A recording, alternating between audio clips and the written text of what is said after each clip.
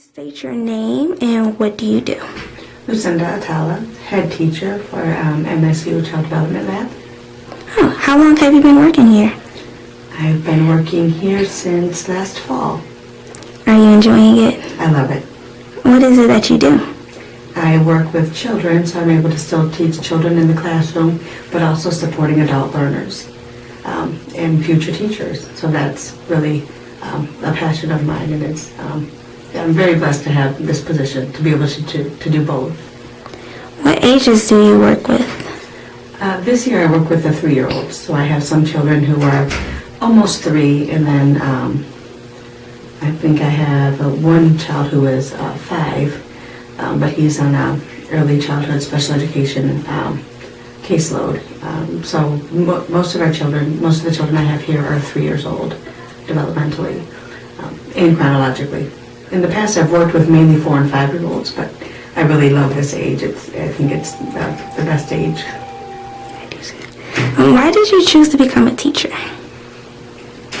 You know, I've always known, I know that people say you don't have to know what you're going to be until you're in high school, but I knew in 4th grade that I really wanted to be a teacher because of my 4th grade teacher.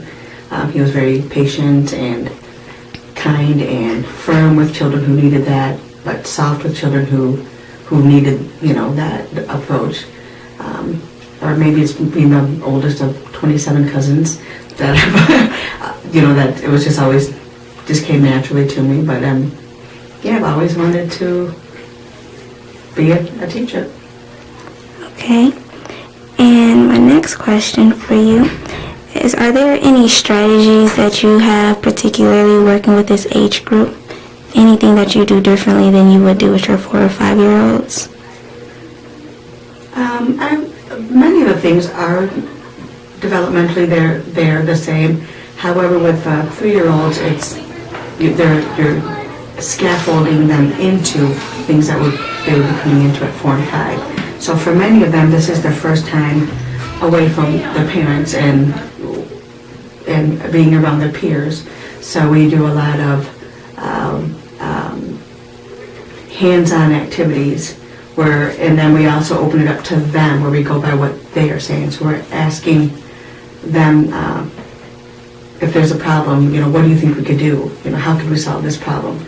So we give it to them, but we're also, and we do that with the 4-year-olds as well, but sometimes people think 2 and 3-year-olds can't handle certain situations, and they're often shocked, especially parents, when they come in here and they see their 3-year-old who can't seem to do much at home by themselves, pouring their own snack, clearing their area, problem solving, coming up with a solution. Okay, well, I had it first and I'm almost done, and then I'll give it to you. So you'll see parents in here just thinking, I didn't know he could do that. But again, just lots of hands-on and very visual, and just introducing them to some of the things that they will be also be doing at a higher level at 4 and 5. And for my last question, is there anything you would recommend to future teachers?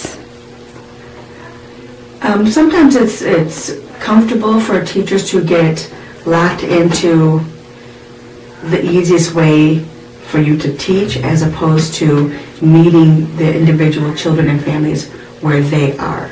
So I would just say always be mindful of, are you meeting that child and that family where they are, as opposed to what's convenient for us? Because teaching is very challenging, and it's financially it's not, you don't go into it for the pay, you go into it for the passion, and sometimes it can be overwhelming and very challenging, and we can sometimes just get caught up in wanting it to go as smoothly as it possibly can for our sakes. We have to get home, we have children, we have all of this going on. So I would just say always be mindful that you're keeping the needs of the children and their families at the forefront of what you do and everything that you do.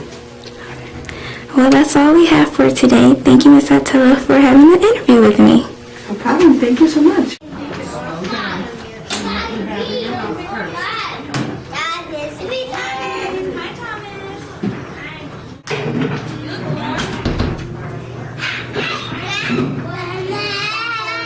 I gave you some looks.